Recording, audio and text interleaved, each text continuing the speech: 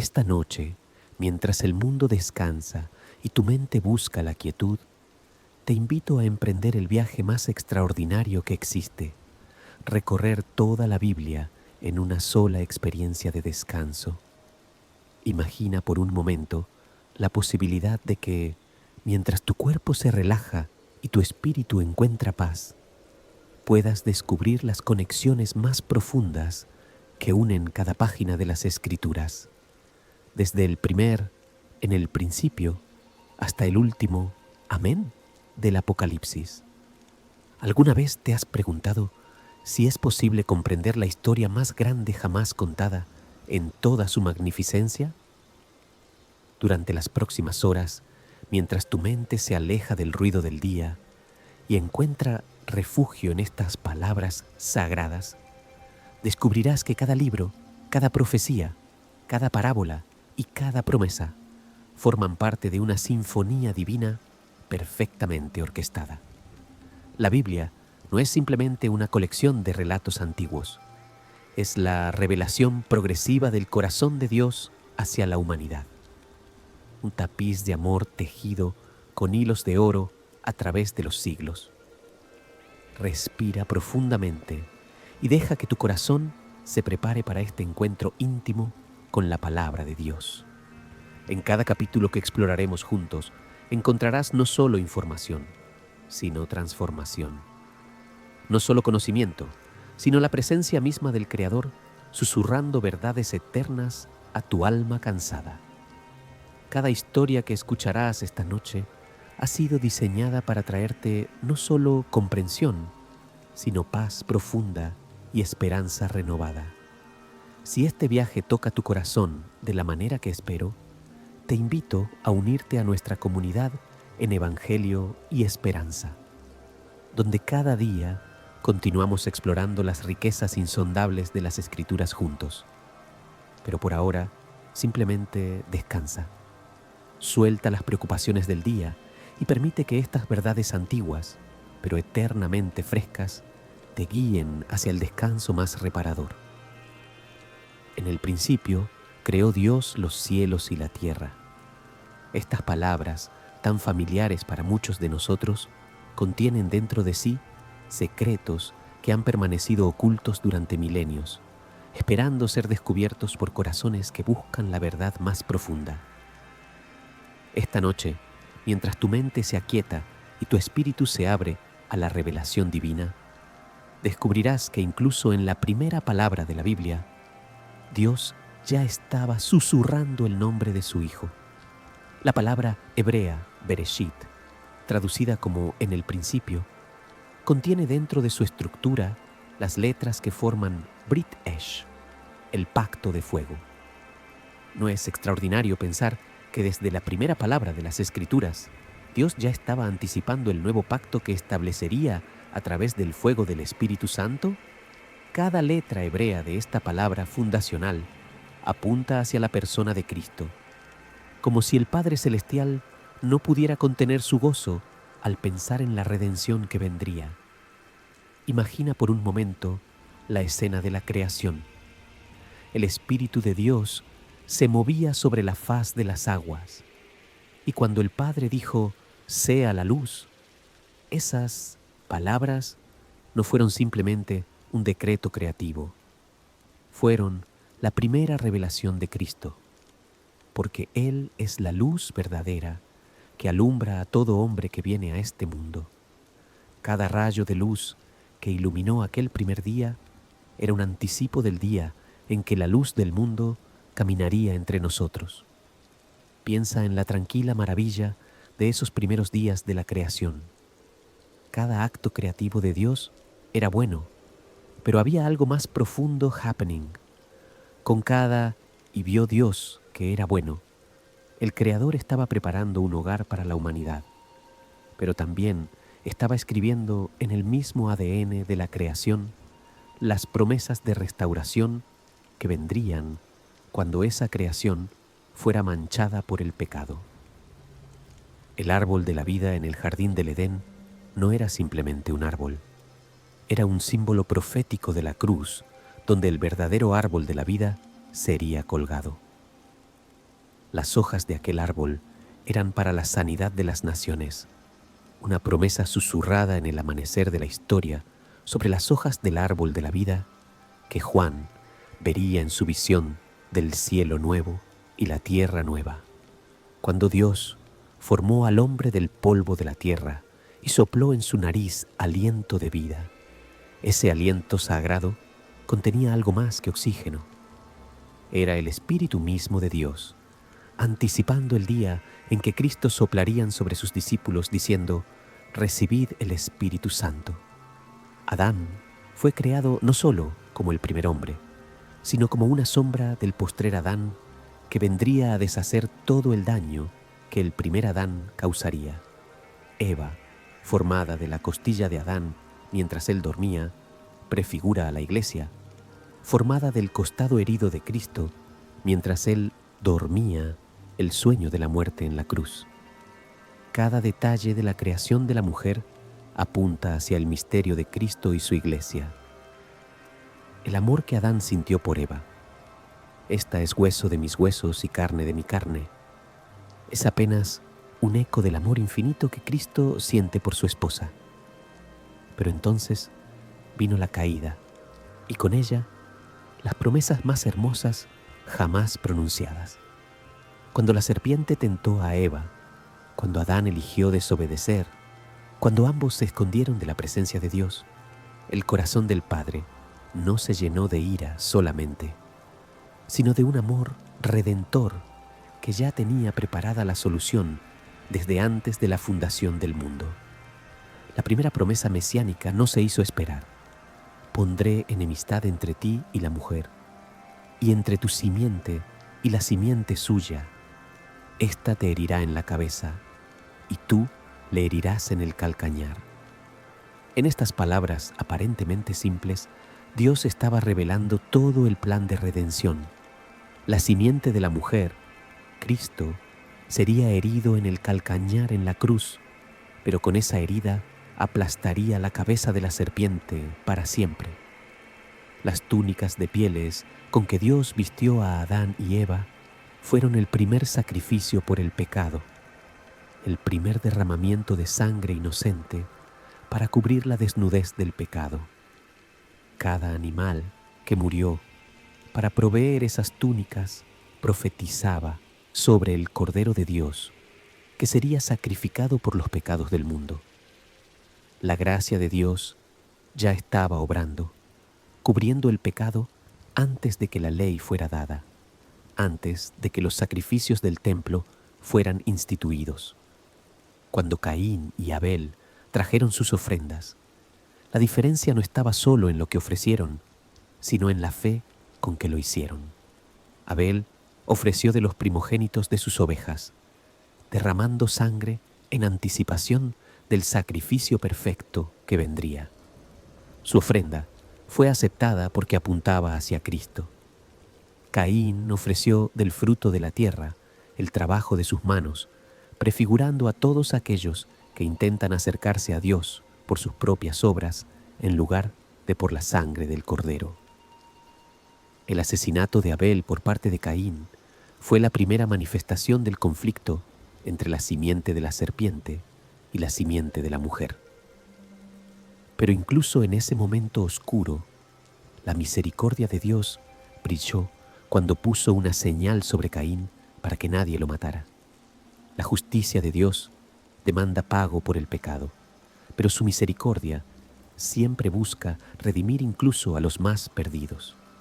Set, el hijo dado en lugar de Abel, representa la línea de promesa que se mantendría a través de la historia. Su nombre significa sustituido o puesto en lugar de otro, anticipando al gran sustituto que vendría a tomar nuestro lugar en la cruz. Cuando los hombres comenzaron a invocar el nombre del Señor en los días de Set, estaban prefigurando el día en que todo aquel que invocara el nombre del Señor sería salvo. Enoc, que caminó con Dios y fue trasladado sin ver muerte, nos muestra una imagen hermosa del rapto de la Iglesia y de la comunión íntima que Dios desea tener con cada uno de sus hijos. Su traslación al cielo fue una promesa viviente de que la muerte no tendría la última palabra, de que habría una resurrección y una vida más allá de la tumba. Noé, predicador de justicia, construyó el arca por fe en la palabra de Dios, salvando a su familia del juicio que vendría sobre la tierra. El arca prefigura a Cristo, nuestro refugio seguro del juicio de Dios sobre el pecado. Así como hubo una sola puerta en el arca, hay un solo camino de salvación. Así como Dios mismo cerró la puerta del arca, es Él quien sella nuestra salvación eternamente. La paloma que regresó con la rama de olivo en su pico prefigura al Espíritu Santo descendiendo sobre Cristo en su bautismo, trayendo la promesa de paz entre Dios y los hombres. El arco iris, puesto como señal del pacto de Dios con Noé, nos recuerda que las misericordias de Dios son nuevas cada mañana y que sus promesas son para todas las generaciones.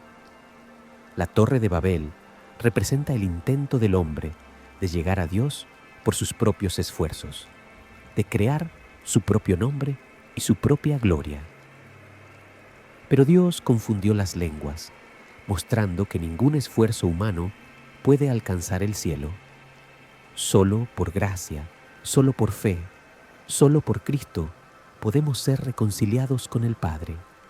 Sin embargo, incluso en el juicio de Babel, Dios estaba preparando el escenario para Pentecostés, cuando el Espíritu Santo revertiría la maldición de la confusión de lenguas y haría posible que el Evangelio fuera proclamado a todas las naciones en sus propias lenguas.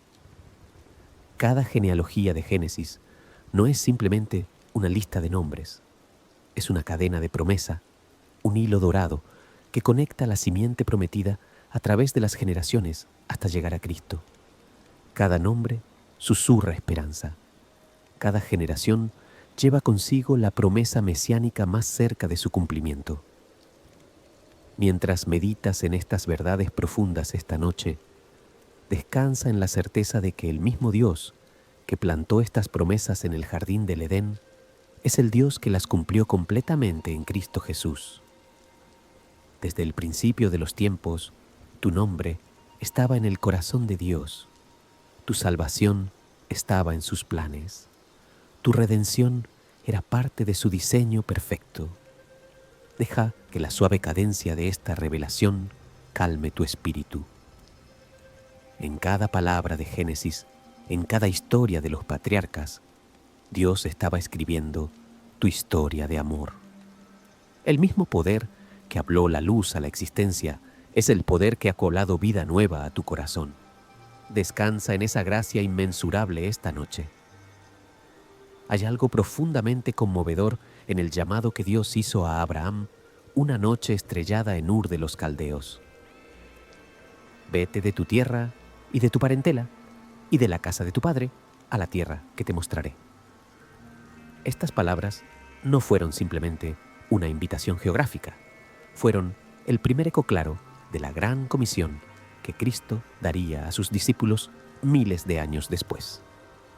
Abraham fue llamado a ser el primer misionero, llevando la promesa de bendición a todas las naciones de la tierra.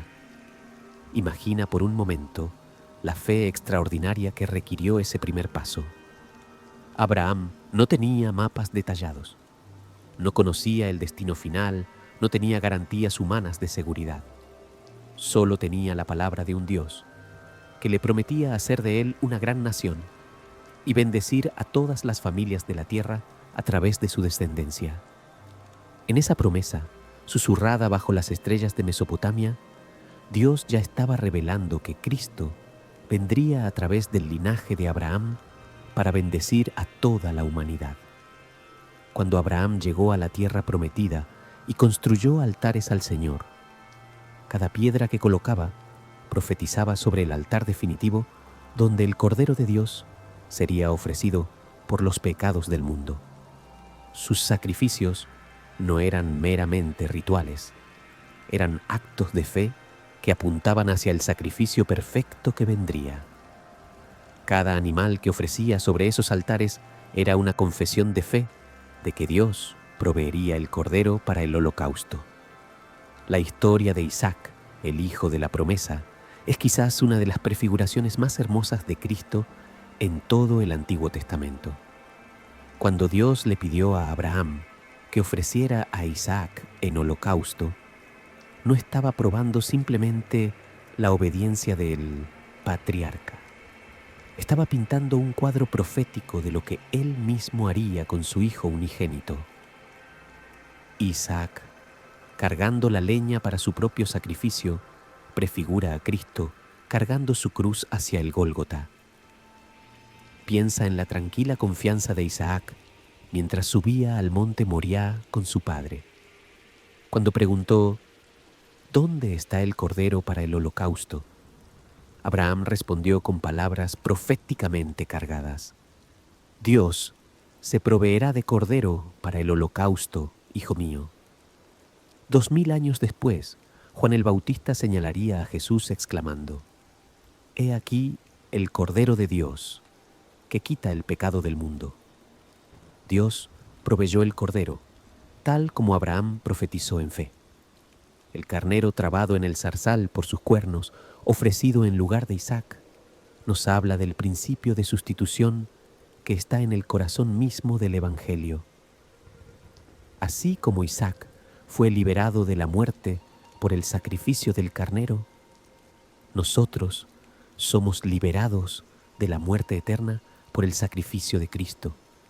El monte Moriah, donde Abraham ofreció este sacrificio, es el mismo monte donde más tarde Salomón construiría el templo y donde siglos después Cristo sería crucificado. Jacob, el suplantador que luchó con el ángel del Señor hasta el amanecer, representa a cada alma que ha encontrado su camino hacia Dios a través de la lucha y la rendición. Cuando el ángel tocó el muslo de Jacob y lo dejó cojo, no fue un acto de crueldad, sino de gracia. A veces, Dios debe quebrantar nuestra fuerza humana para que podamos descansar completamente en su poder. El nuevo nombre de Jacob, Israel, el que lucha con Dios, profetiza sobre la nación que vendría y, más profundamente, sobre todos aquellos que luchan con Dios en oración hasta recibir su bendición. La escalera de Jacob, con ángeles subiendo y bajando, no era simplemente un sueño místico. Cristo mismo explicó su significado cuando le dijo a Natanael, «Veréis el cielo abierto y a los ángeles de Dios que suben y descienden sobre el Hijo del Hombre». Jesús es la verdadera escalera entre el cielo y la tierra, el único mediador entre Dios y los hombres. Cada ángel que Jacob vio en su sueño ministraba en anticipación del día cuando el Hijo de Dios haría posible la comunicación perfecta entre el cielo y la tierra. José, vendido por sus hermanos, falsamente acusado, encarcelado injustamente, pero finalmente exaltado para salvar a las naciones del hambre, es quizás la prefiguración más completa de Cristo en todo el Antiguo Testamento. Sus túnicas de colores, rasgadas por sus hermanos celosos, prefiguran las vestiduras de Cristo divididas entre los soldados al pie de la cruz. Su descenso al pozo prefigura la muerte de Cristo. Su exaltación en Egipto prefigura la resurrección y ascensión. Cuando José reveló su identidad a sus hermanos, llorando de emoción y perdonándoles completamente, estaba actuando el drama de la gracia que Cristo mostraría hacia aquellos que lo rechazaron. Vosotros pensasteis mal contra mí, mas Dios lo encaminó a bien, para hacer lo que vemos hoy, para mantener en vida a mucho pueblo. Estas palabras de José encuentran su cumplimiento perfecto en la obra redentora de Cristo, quien transformó el mayor mal de la historia, su crucifixión, en el mayor bien, nuestra salvación.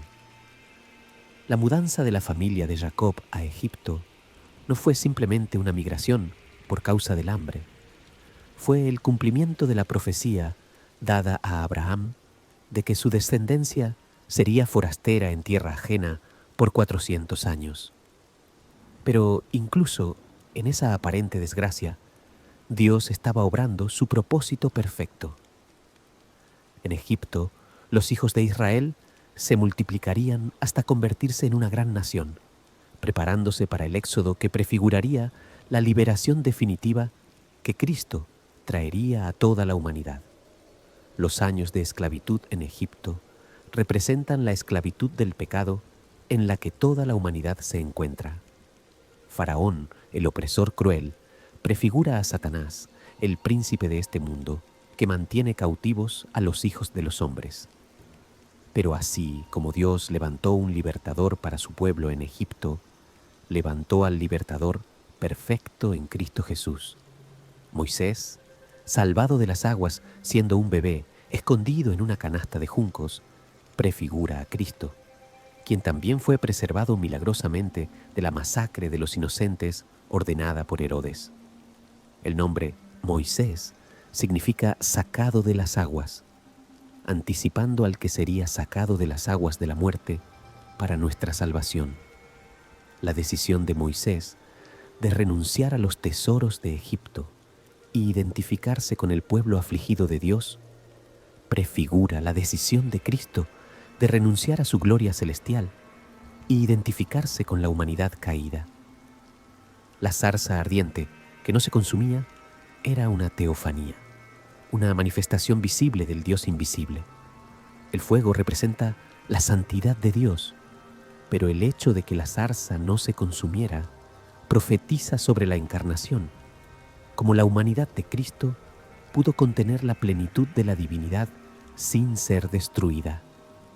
Cuando Dios le dijo a Moisés: «Quita tu calzado de tus pies, porque el lugar en que tú estás, tierra santa es», estaba enseñando una lección profunda sobre la reverencia que debemos tener en la presencia divina. Las 10 plagas sobre Egipto no fueron simplemente juicios arbitrarios. Cada una era un golpe directo contra los dioses de Egipto, demostrando la supremacía del Dios de Israel sobre todos los ídolos de las naciones.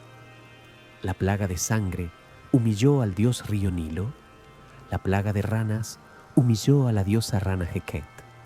La plaga de piojos humilló a la diosa tierra Heb. Dios estaba demostrando que no hay otro Dios fuera de Él, preparando el corazón de las naciones para recibir la revelación completa que vendría en Cristo.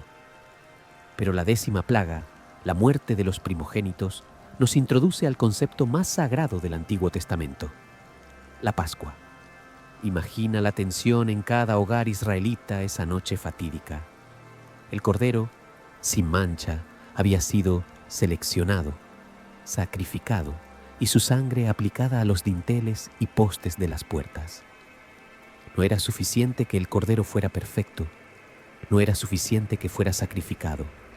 La sangre tenía que ser aplicada. El ángel destructor pasaría por alto solo aquellas casas que estuvieran marcadas con la sangre del cordero. Cristo es nuestro cordero pascual, sacrificado por nosotros. Su sangre, aplicada por fe a nuestras vidas, nos protege del juicio eterno que nuestros pecados merecen. Así como los israelitas comieron el cordero esa noche, vestidos y listos para partir, nosotros debemos alimentarnos espiritualmente de Cristo, el pan de vida, mientras peregrinamos hacia la tierra prometida celestial. El cruce del Mar Rojo es una de las imágenes más poderosas del bautismo en toda la Escritura. Pablo nos enseña que todos los israelitas fueron bautizados en Moisés en la nube y en el mar. Las aguas que fueron muerte para los egipcios fueron vida para los israelitas. De la misma manera, las aguas del bautismo simbolizan nuestra muerte al pecado y nuestra resurrección a una vida nueva en Cristo. El pueblo de Dios pasó por las aguas en seco, caminando por un camino que Dios había abierto milagrosamente. El cántico de Moisés, después del cruce del Mar Rojo: «Cantaré yo a Jehová, porque se ha magnificado grandemente. ha echado en el mar al caballo y al jinete. Prefigura el cántico nuevo que entonaremos en el cielo cuando celebremos la victoria definitiva del Cordero sobre todos sus enemigos. Cada nota de alabanza que brotó de los labios israelitas esa mañana gloriosa era un anticipo de la alabanza eterna que llenaremos los cielos cuando veamos cara a cara al que nos amó y se entregó a sí mismo por nosotros. Pero el desierto que siguió al Mar Rojo nos enseña lecciones igualmente profundas. Las aguas amargas de Mara, endulzadas por el madero que Moisés echó en ellas por mandato divino, profetiza sobre la cruz de Cristo, que transforma la amargura de nuestras experiencias más difíciles en dulzura espiritual. El maná que descendía cada mañana del cielo era el pan de Dios, prefigurando a Cristo, quien dijo: «Yo soy el pan de vida. El que a mí viene nunca tendrá hambre». La roca que Moisés golpeó para que brotara agua también era una figura de Cristo. Pablo nos enseña que la roca era Cristo. De la roca herida brotó agua para satisfacer la sed del pueblo. Del costado herido de Cristo en la cruz brotó sangre y agua para satisfacer la sed espiritual de toda la humanidad. Cada gota de agua que refrescó los labios sedientos en el desierto era una promesa del agua viva que Cristo ofrecería a la mujer samaritana junto al pozo. Cuando Amalek atacó a Israel en Refidim, la batalla se ganaba mientras Moisés mantenía alzadas sus manos. Cuando las bajaba, Amalek prevalecía. Aarón y Hur sostuvieron las manos de Moisés hasta la puesta del sol, asegurando la victoria.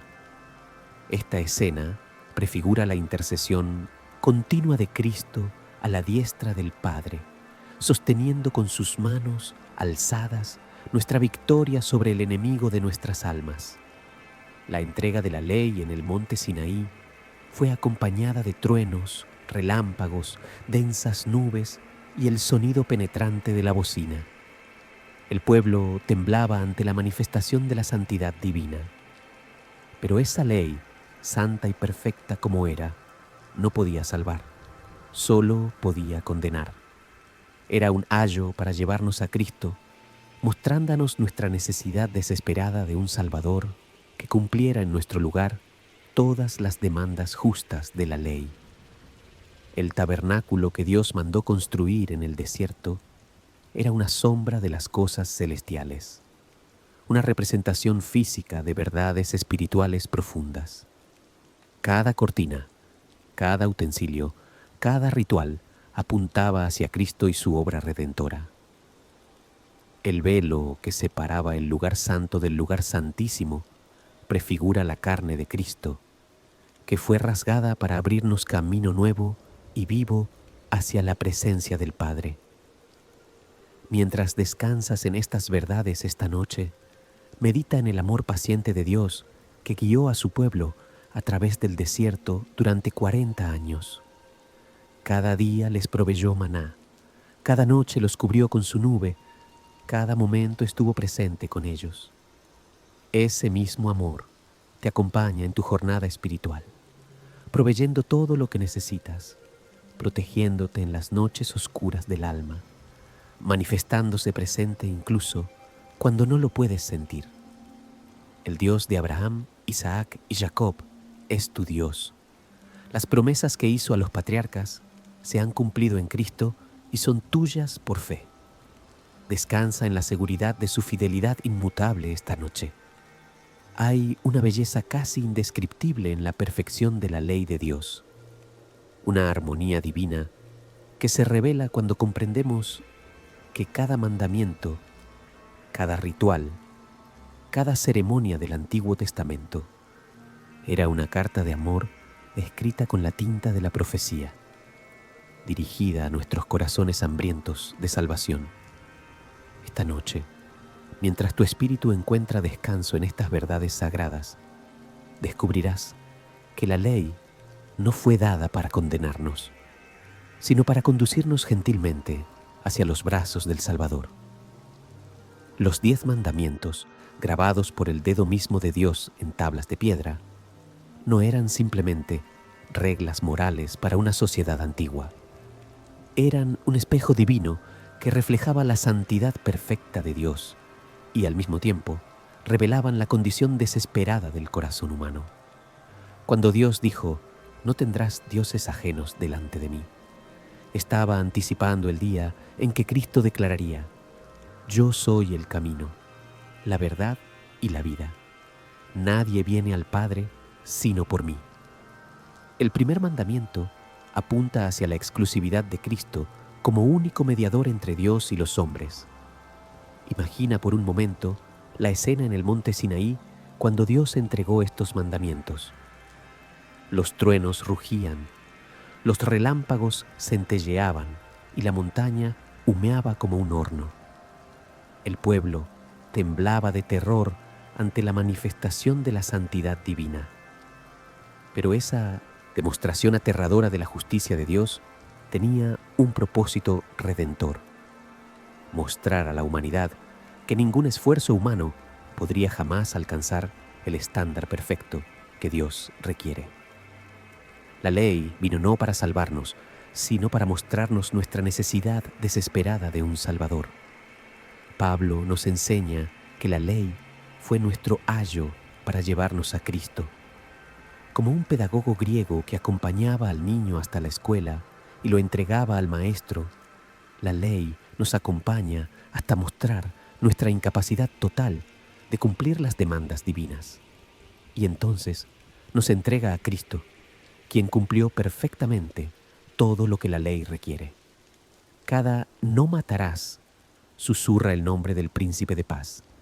Cada «no adulterarás» apunta hacia el esposo fiel que nunca nos abandonará. Cada «no hurtarás» nos dirige hacia aquel que, siendo rico, se hizo pobre para enriquecernos. El tabernáculo que Dios mandó construir en el desierto era una revelación física de verdades espirituales profundas. No era simplemente una tienda elaborada para reuniones religiosas. Era una representación terrenal del santuario celestial, donde Cristo ministra como nuestro sumo sacerdote.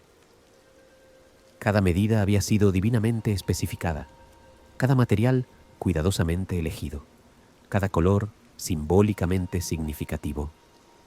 Dios le dijo a Moisés, «Mira, haz todas las cosas conforme al modelo que se te ha mostrado en el monte». Ese modelo celestial era Cristo mismo y su obra redentora. El atrio exterior del tabernáculo, donde cualquier israelita podía entrar, representa nuestra condición natural de pecadores que se acercan a Dios. Pero no podíamos avanzar más sin un sacrificio. El altar de bronce donde se ofrecían los holocaustos prefigura la cruz de Cristo, donde el sacrificio perfecto fue ofrecido una vez para siempre por los pecados del mundo. Cada animal inocente que moría sobre ese altar profetizaba sobre el Cordero de Dios que quitaría el pecado del mundo. La fuente de bronce, donde los sacerdotes se lavaban antes de ministrar, estaba hecha con los espejos de las mujeres que servían a la puerta del tabernáculo. Qué hermosa imagen de la palabra de Dios, que actúa como espejo para mostrarnos nuestro estado espiritual y como fuente para limpiarnos.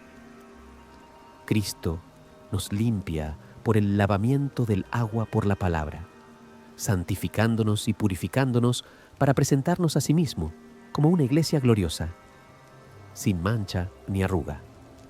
El lugar santo, donde solo los sacerdotes podían entrar, contenía el candelero de oro puro, la mesa de los panes de la proposición y el altar del incienso.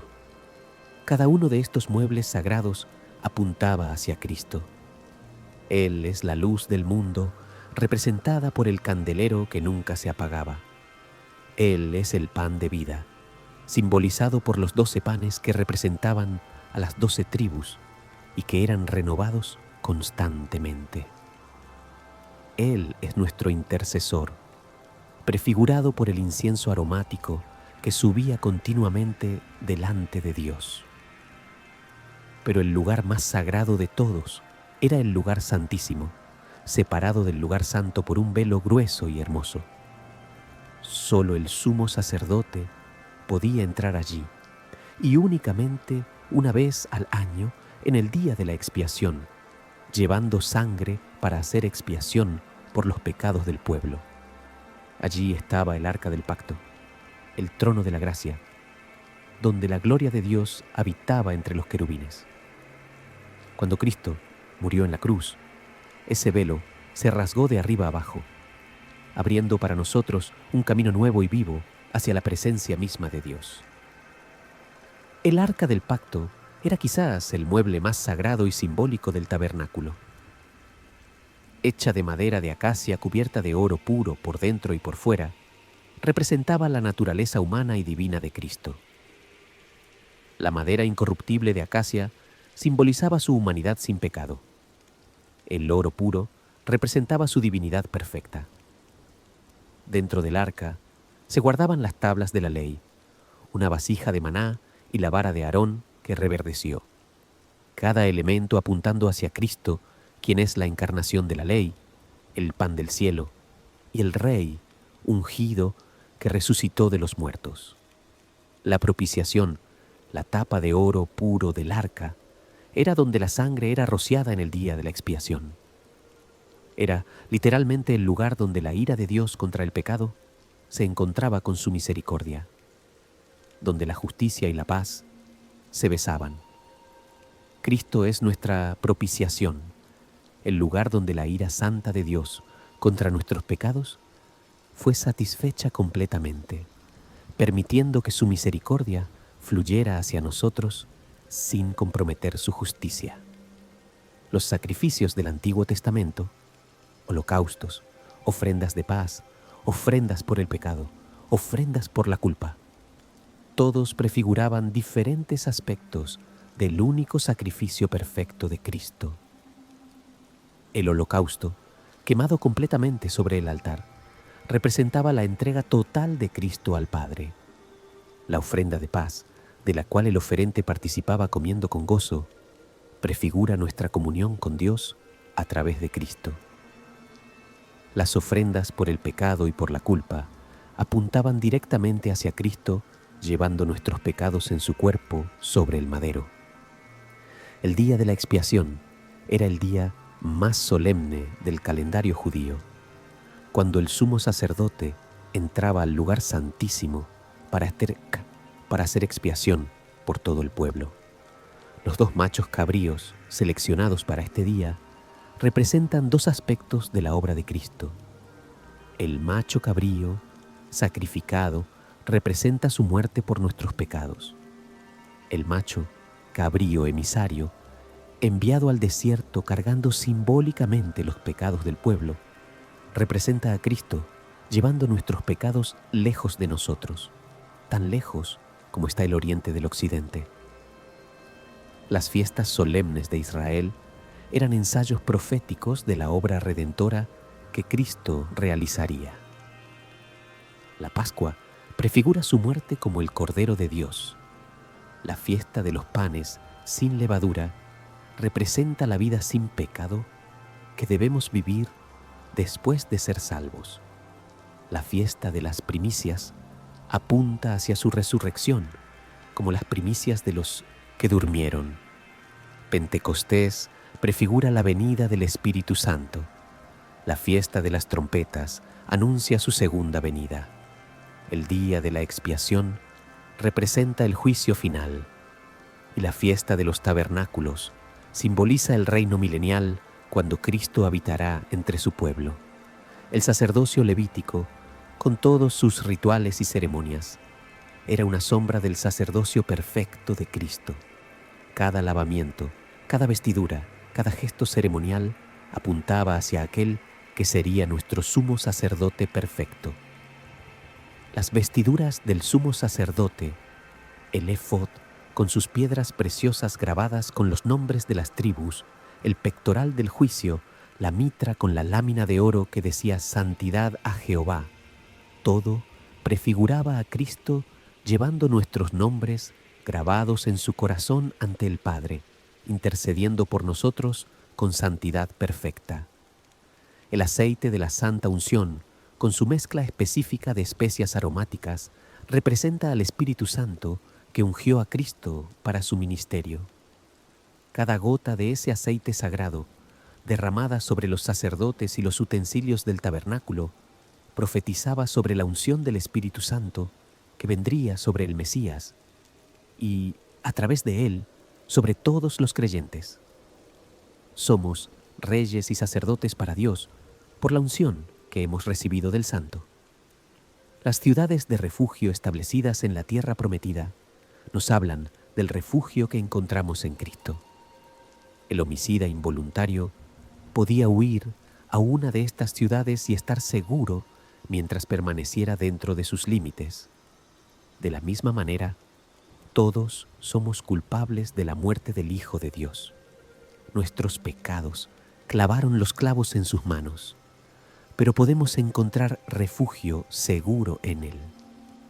Mientras permanezcamos en Cristo, estamos seguros del vengador de la sangre, que es la justa ira de Dios contra el pecado. Los votos nazareos nos enseñan sobre la separación que debe caracterizar la vida del creyente.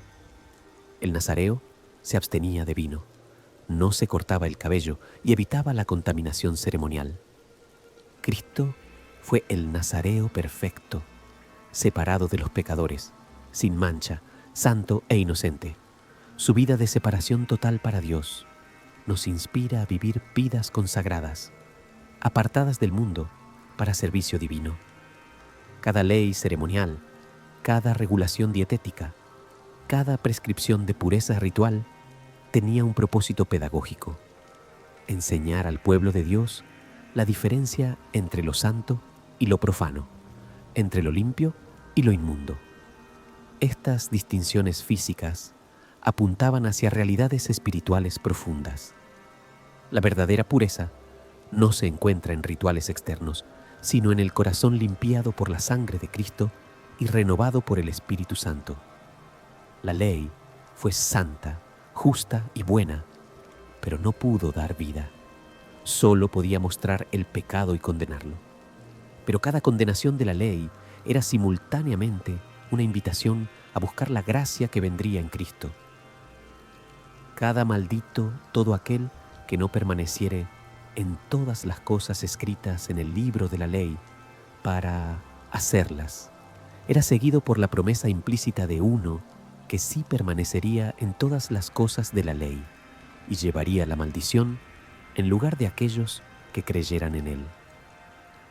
Mientras meditas en la perfecta armonía entre la ley y la gracia esta noche, descansa en la verdad gloriosa de que Cristo es el fin de la ley para justicia a todo aquel que cree.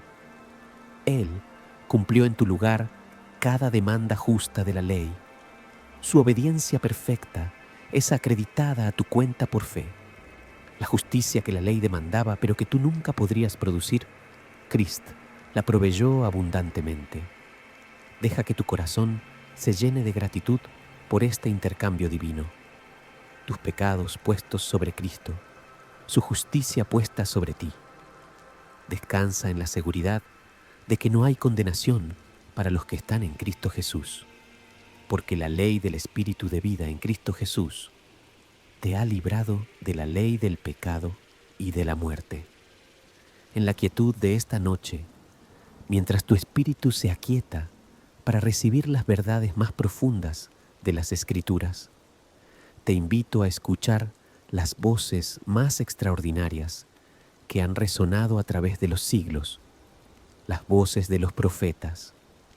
Estos hombres, ungidos por el Espíritu Santo, no eran simplemente predictores del futuro, eran portavoces de la esperanza eterna, heraldos del amor redentor de Dios y artistas divinos que pintaron con palabras el retrato más hermoso del Mesías venidero. Imagina por un momento el corazón de Dios en los días oscuros de la apostasía de Israel. Su pueblo, a quien había rescatado de Egipto con mano poderosa, había abandonado los manantiales de agua viva para cavar cisternas rotas que no podían retener el agua. En esos momentos de aparente desesperanza, cuando parecía que las promesas hechas a Abraham podrían fallar, Dios levantó voces proféticas que no solo llamaron al arrepentimiento, sino que pintaron cuadros gloriosos de la redención que vendría.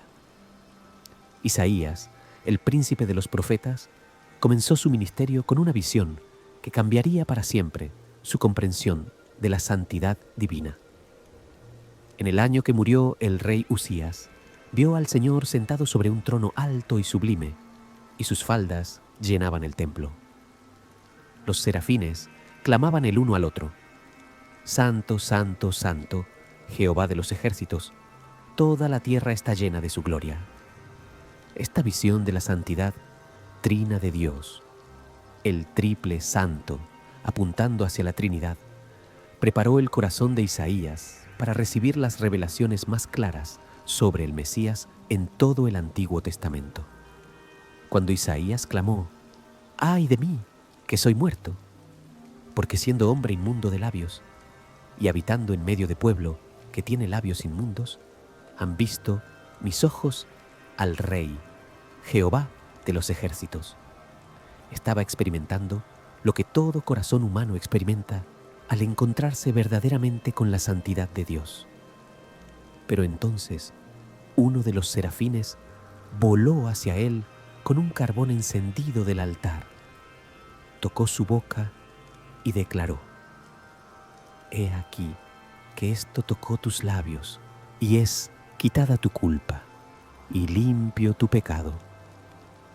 Esta purificación profética por fuego anticipaba la purificación que Cristo traería, no solo a los profetas, sino a todo aquel que creyera en su nombre. Las profecías mesiánicas de Isaías son tan claras y detalladas que algunos críticos han sugerido que debieron ser escritas después de los eventos que describen. Pero esta claridad no es coincidencia, es la evidencia del corazón de Dios, que no puede contener su gozo al pensar en la redención que planificó desde antes de la fundación del mundo. Cuando Isaías profetizó: Por tanto, el Señor mismo os dará señal. He aquí que la Virgen concebirá y dará a luz un hijo y llamará su nombre Emmanuel. Estaba viendo a través del telescopio profético el milagro de la encarnación. El capítulo 53 de Isaías es quizás la descripción más detallada de la crucifixión en toda la Escritura, escrita 700 años antes de que Cristo fuera clavado en la cruz. Despreciado y desechado entre los hombres, varón de dolores, experimentado en quebranto. Mas él herido fue por nuestras rebeliones, molido por nuestros pecados. El castigo de nuestra paz fue sobre él, y por su llaga fuimos nosotros curados. Cada palabra de esta profecía se cumplió con precisión matemática en el Calvario. Piensa en la ternura con que Isaías describió la naturaleza del Mesías. No clamará, ni alzará su voz, ni la hará oír en las calles. No quebrará la caña cascada, ni apagará el pábilo que humeare. Este retrato de gentileza divina se cumplió perfectamente en Jesús, quien no vino a quebrantar a los quebrantados, sino a sanar a los quebrantados de corazón, a vendar sus heridas, a consolar a los enlutados. Jeremías, el profeta llorón, ministró durante los días más oscuros de Judá, cuando la nación se deslizaba inexorablemente hacia el exilio babilónico. Pero incluso en medio de juicios severos, su mensaje estaba entretejido con promesas de esperanza.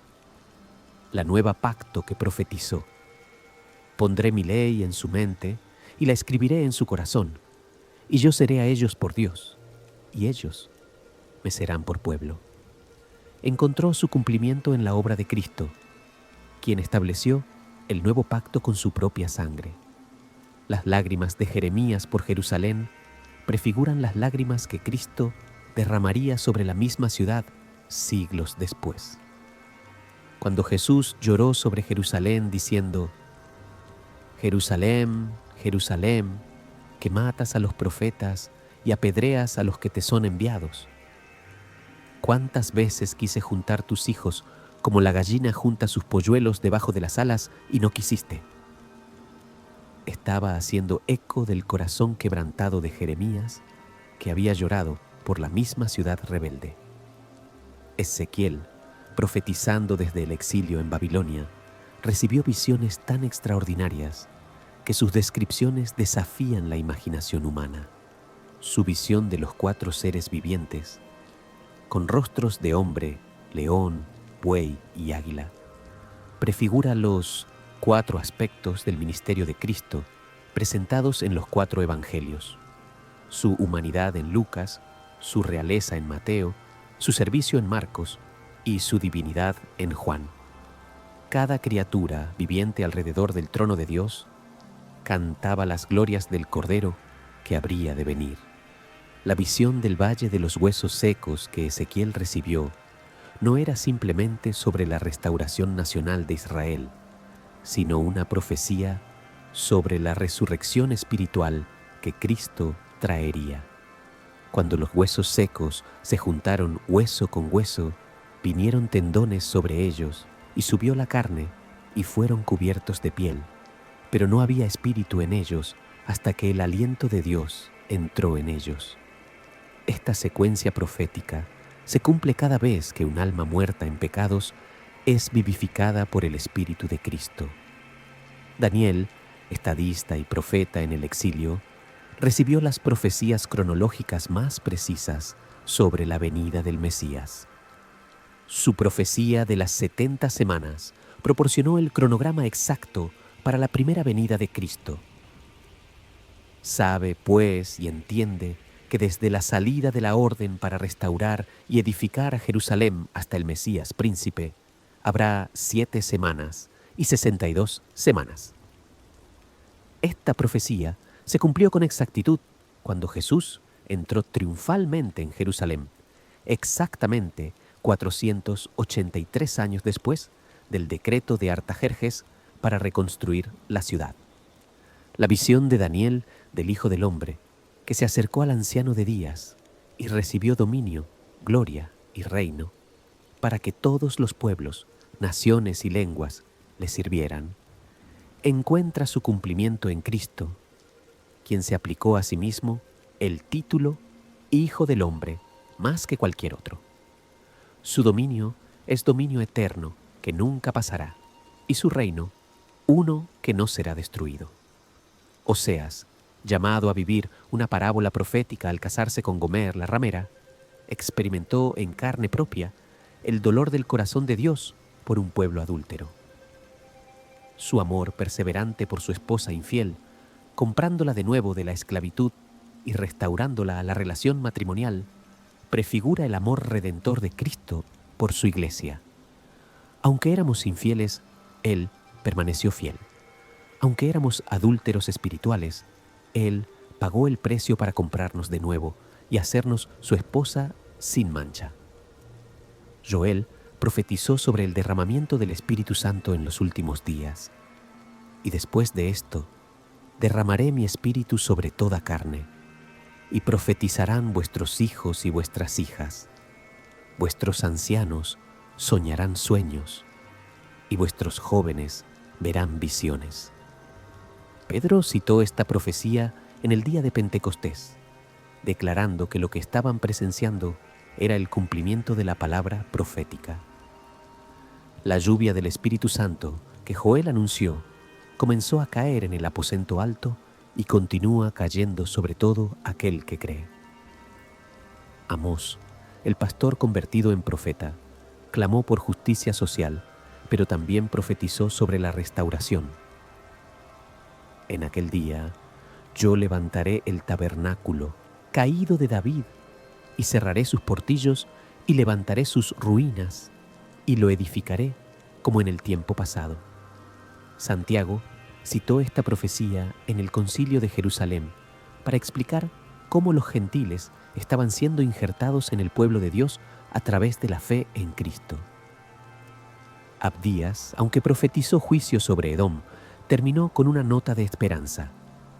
Y vendrán salvadores al monte de Sión para juzgar al monte de Esaú, y el reino será de Jehová. Este reino de Jehová encuentra su cumplimiento en el reino de Cristo, quien vino como Salvador al monte de Sión, y desde allí extendería su reino hasta los confines de la tierra.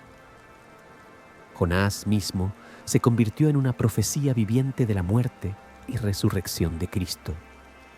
3 días y 3 noches en el vientre del gran pez prefiguran los 3 días que Cristo pasaría en el corazón de la tierra. Su ministerio exitoso en Nínive demuestra que el corazón de Dios se extiende más allá de Israel para abrazar a todas las naciones, anticipando la gran comisión que Cristo daría a sus discípulos. Miqueas profetizó el lugar específico donde nacería el Mesías. Pero tú, Belén Efrata, pequeña, para estar entre las familias de Judá, de ti me saldrá el que será Señor en Israel, y sus salidas son desde el principio, desde los días de la eternidad. Esta profecía se cumplió cuando María y José tuvieron que viajar a Belén para el censo, asegurando que Jesús naciera exactamente donde había sido profetizado. Nahum profetizó la caída de Nínive, pero sus palabras también contienen promesas mesiánicas. He aquí, sobre los montes, los pies del que trae buenas nuevas, del que anuncia la paz. Pablo citó palabras similares de Isaías al hablar de cómo son hermosos los pies de los que anuncian el evangelio de la paz. Habacuc, luchando con el problema del mal y la aparente inactividad divina, recibió la revelación de que el justo por su fe vivirá. Esta profecía se convirtió en uno de los versículos fundamentales del Nuevo Testamento, citada por Pablo para explicar la justificación por fe que viene a través de Cristo. Sofonías profetizó sobre el día del Señor, pero también sobre la restauración. Jehová está en medio de ti, poderoso, Él salvará. Se gozará sobre ti con alegría, callará de amor, se regocijará sobre ti con cánticos. Esta imagen tierna del Señor, gozándose sobre su pueblo con cánticos, encuentra su cumplimiento en Cristo, quien se regocija sobre cada pecador que se arrepiente.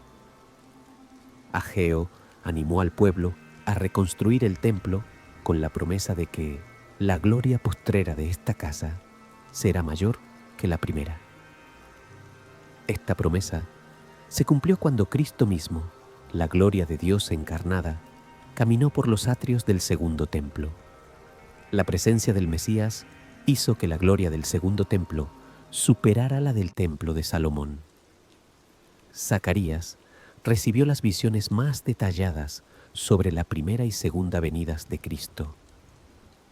Su profecía de que mirarán a mí, a quien traspasaron, se cumplió cuando los soldados romanos atravesaron el costado de Cristo con una lanza. Su visión del renuevo, que vendría y construiría el templo del Señor, apunta hacia Cristo, quien está edificando su iglesia como templo espiritual. Malaquías, el último profeta del Antiguo Testamento, cerró el canon profético con la promesa del precursor. He aquí, yo envío mi mensajero, el cual preparará el camino delante de mí, y vendrá súbitamente a su templo el Señor, a quien vosotros buscáis, y el ángel del pacto, a quien deseáis vosotros. He aquí viene, ha dicho Jehová de los ejércitos. Esta profecía se cumplió en Juan el Bautista, quien preparó el camino para Cristo, y en la primera venida de Cristo al templo. Cada profeta, sin importar cuán severos fueran sus mensajes de juicio, incluía promesas de esperanza y restauración que apuntaban hacia Cristo. Cada visión de juicio venidero estaba balanceada con visiones de gracia futura. Cada llamado al arrepentimiento estaba fundamentado en la promesa de perdón disponible para todos los que se volvieran al Señor. Las voces proféticas no hablaron solo a sus contemporáneos, hablaron a través de los siglos directamente a nuestros corazones.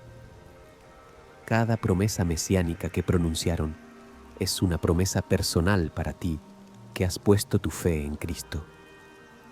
Cada visión de restauración que recibieron incluye tu restauración. Cada profecía de reino venidero te incluye como ciudadano de ese reino eterno. Mientras descansas en estas verdades esta noche, medita en la fidelidad de Dios para cumplir sus promesas. Cada profecía sobre la primera venida de Cristo se cumplió con precisión perfecta. Esto nos da completa seguridad de que cada profecía sobre su segunda venida también se cumplirá exactamente como fue predicha. El mismo Dios que envió a su Hijo la primera vez, lo enviará de nuevo, esta vez no como cordero para el sacrificio, sino como león para reinar. Descansa en la esperanza que los profetas proclamaron. Su mensaje de juicio siempre terminaba en misericordia. Su anuncio de castigo siempre concluía con restauración. Deja que sus voces de esperanza calmen tu corazón esta noche con la certeza de que el Dios de los profetas es tu Dios y las promesas que hizo son tuyas en Cristo Jesús. En la plenitud de los tiempos, cuando cada profecía había sido pronunciada, cuando cada sombra había sido proyectada, cuando cada tipo había sido establecido, el cielo no pudo contener más su silencio. Después de 400 años de silencio profético, cuando parecía que Dios había guardado silencio para siempre, el Verbo eterno que había estado con Dios desde el principio se hizo carne y habitó entre nosotros. Esta noche, mientras tu corazón se aquieta en adoración, contemplaremos el milagro más extraordinario de la historia. Dios manifestado en carne para redimir a la humanidad perdida. Imagina por un momento la escena en el pequeño pueblo de Nazaret, cuando el ángel Gabriel se apareció a una joven virgen llamada María. Las palabras que pronunció: «Ave, muy favorecida, el Señor es contigo», no eran simplemente un saludo, eran el anuncio de que el momento más esperado de la historia humana había llegado. La turbación de María ante este saludo angelical era completamente comprensible. Ningún ser humano había sido jamás elegido para un privilegio tan extraordinario como llevar en su vientre al Hijo del Altísimo. Cuando Gabriel le explicó que concebiría por obra del Espíritu Santo y que su hijo sería llamado Hijo de Dios, María respondió con una fe que ha resonado a través de los siglos: «He aquí la sierva del Señor, hágase conmigo conforme a tu palabra». En esa rendición simple pero profunda, María se convirtió en el instrumento humano a través del cual Dios cumpliría la promesa hecha en el Edén de que la simiente de la mujer heriría la cabeza de la serpiente. El milagro de la concepción virginal no fue simplemente un evento sobrenatural para impresionar. Fue la única manera en que Dios podía hacerse verdaderamente hombre sin comprometer su santidad. Si Jesús hubiera tenido un padre humano, habría heredado la naturaleza pecaminosa que se transmite a través de la línea paterna desde Adán. Pero siendo concebido por el Espíritu Santo, nació sin pecado original, perfecto en humanidad, pero también completamente divino.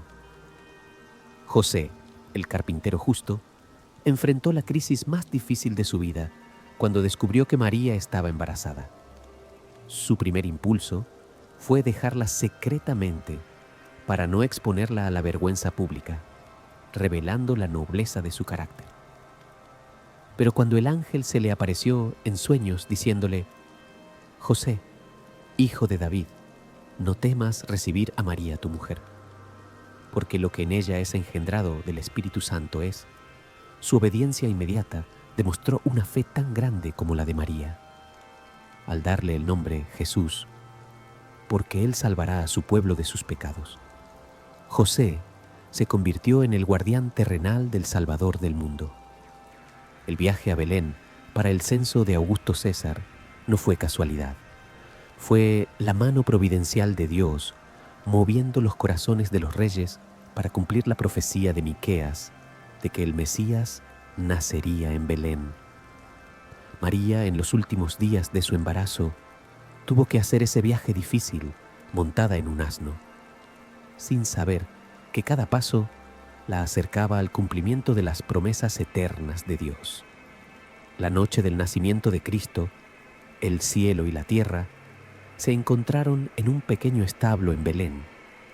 El que había creado el universo con su palabra fue envuelto en pañales y puesto en un pesebre. El que sostenía todas las cosas con la palabra de su poder necesitó ser sostenido en brazos humanos. El que era adorado por querubines y serafines fue adorado por pastores humildes que habían corrido desde los campos después de escuchar el coro angelical. Los pastores, despreciados por la sociedad religiosa de su tiempo, por su trabajo que los mantenía ceremonialmente impuros, fueron los primeros en recibir el anuncio del nacimiento del Salvador. No temáis, porque he aquí os doy nuevas de gran gozo, que será para todo el pueblo, que os ha nacido hoy en la ciudad de David un Salvador, que es Cristo el Señor. Esta elección divina revela el corazón de Dios que exalta a los humildes y escoge lo vil del mundo para avergonzar a lo fuerte. El coro angelical que llenó los cielos esa noche. Gloria a Dios en las alturas y en la tierra paz. Buena voluntad para con los hombres. No era simplemente una celebración. Era una proclamación profética de lo que el nacimiento de este niño significaría para el universo. La gloria de Dios sería manifestada a través de la vida, muerte y resurrección de su Hijo. La paz entre Dios y los hombres sería establecida por su sacrificio expiatorio, y la buena voluntad divina hacia la humanidad sería demostrada en la cruz. Los magos del Oriente, siguiendo la estrella que habían visto aparecer, vinieron a adorar al Rey que había nacido. Sus regalos, oro, incienso y mirra, no fueron seleccionados al azar. El oro reconocía su realeza, el incienso declaraba su divinidad, la mirra prefiguraba su muerte y sepultura. Estos sabios gentiles fueron los primeros representantes de las naciones que vendrían a adorar al Rey de Reyes. La presentación de Jesús en el templo 40 días después de su nacimiento cumplió la ley mosaica, pero también reveló su identidad mesiánica a aquellos que esperaban la consolación de Israel. Simeón, movido por el Espíritu Santo, tomó al niño en sus brazos y declaró: Ahora, Señor, despides a tu siervo en paz, conforme a tu palabra, porque han visto mis ojos tu salvación. En las manos de Simeón, el bebé Jesús era literalmente la salvación de Dios hecha visible. Ana, la profetisa de 84 años que no se apartaba del templo, sirviendo de noche y de día con ayunos y oraciones, reconoció inmediatamente al Mesías y comenzó a dar gracias a Dios y a hablar del niño a todos los que esperaban la redención en Jerusalén. Su testimonio representa a todos aquellos que han esperado pacientemente las promesas de Dios y han sido recompensados viendo su cumplimiento. Los primeros 30 años de la vida de Jesús, pasados en la oscuridad de Nazaret, no fueron años perdidos, sino años de preparación. Creció en sabiduría y en estatura, y en gracia para con Dios y los hombres. Aprendió el oficio de carpintero de José, trabajando con sus manos para sostener a su familia después de la muerte de su padre adoptivo. Cada tabla que cepilló, cada clavo que martilló, era un acto de identificación completa con la experiencia humana. Su bautismo en el río Jordán por Juan el Bautista marcó el comienzo oficial de su ministerio público. Aunque no tenía pecados que confesar, se sometió al bautismo para cumplir toda justicia, identificándose completamente con aquellos quienes había venido a salvar. Cuando salió del agua, los cielos se abrieron, el Espíritu Santo descendió sobre él como paloma, y la voz del Padre se escuchó: Este es mi Hijo amado, en quien tengo complacencia. Las tentaciones en el desierto, inmediatamente después de su bautismo, no fueron pruebas que Dios permitió para ver si Jesús fallaría. Fueron la demostración pública de que donde el primer Adán falló, el segundo Adán triunfaría.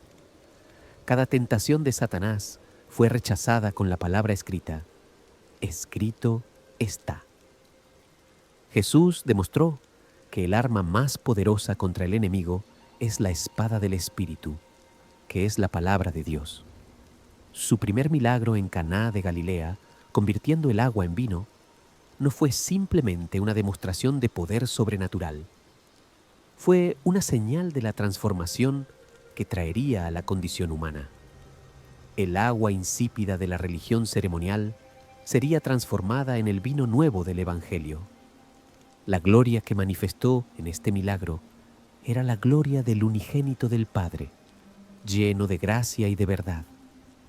Los 3 años de ministerio público que siguieron fueron una revelación progresiva de la naturaleza y el carácter de Dios. Cada sermón que predicó reveló el corazón del Padre. Cada milagro que realizó demostró el poder del reino de Dios. Cada parábola que contó iluminó verdades espirituales profundas sobre la salvación y la vida eterna. El Sermón del Monte, predicado en las laderas que rodeaban el mar de Galilea, no fue simplemente un código ético superior. Fue la constitución del reino de los cielos.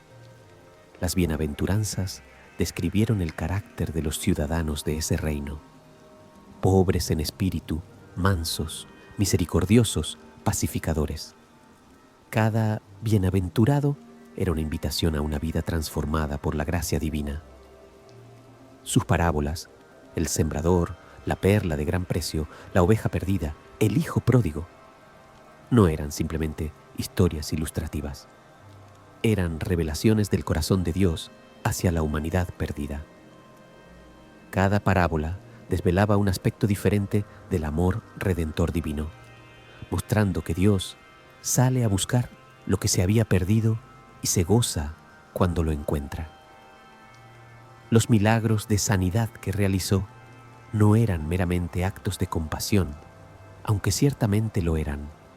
Eran señales de su identidad mesiánica y demostraciones del poder del reino que había venido a establecer. Cada ciego que recibió la vista profetizaba sobre la iluminación espiritual que Cristo traería. Cada sordo que fue sanado representaba a aquellos que escucharían la voz de Dios. Cada paralítico que caminó simbolizaba la libertad espiritual que vendría a los cautivos del pecado. La alimentación de los 5,000 con 5 panes y 2 peces reveló que Jesús es el pan de vida que puede satisfacer el hambre más profunda del alma humana. Su caminar sobre las aguas demostró su dominio sobre las fuerzas de la naturaleza.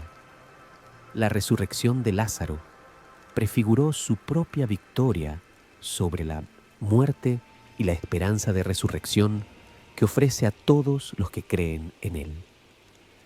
Su transfiguración en el monte alto, cuando su rostro resplandeció como el sol y sus vestidos se hicieron blancos como la luz, fue una ventana momentánea a su gloria divina.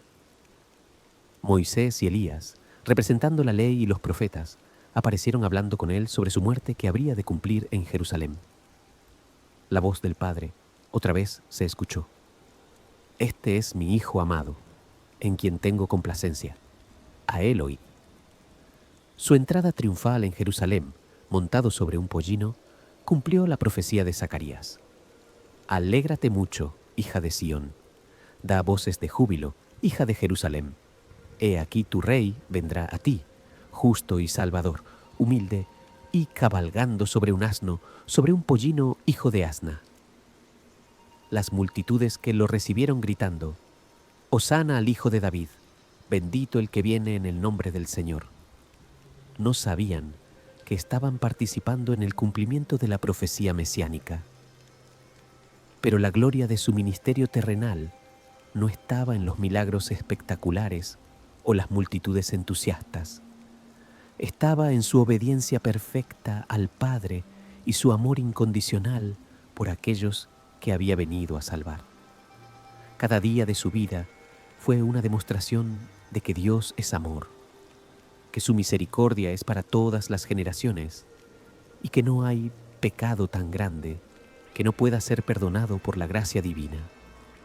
Su enseñanza sobre el amor: un mandamiento nuevo os doy, que os améis unos a otros, como yo os he amado, que también os améis unos a otros.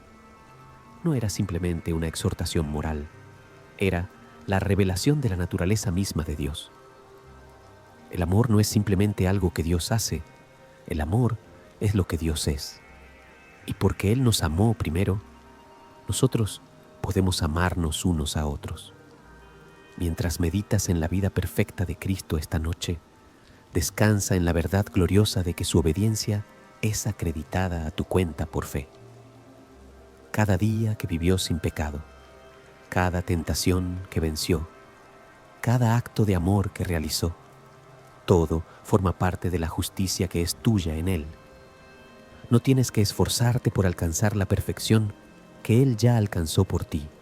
Solo tienes que descansar por fe en su obra terminada.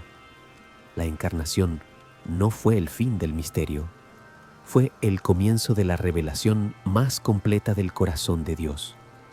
En Cristo vemos no solo cómo es Dios, sino cómo somos llamados a ser. Su vida no es solo nuestro ejemplo, es nuestro poder. Por su Espíritu que mora en nosotros, podemos vivir la vida que Él vivió y amar con el amor con que Él amó. Descansa en la seguridad de que el mismo Cristo, que caminó por las polvorientas sendas de Palestina, camina contigo en tu jornada diaria. El que consoló a los afligidos, te consuela en tus penas. El que sanó a los enfermos, puede sanar tu corazón quebrantado.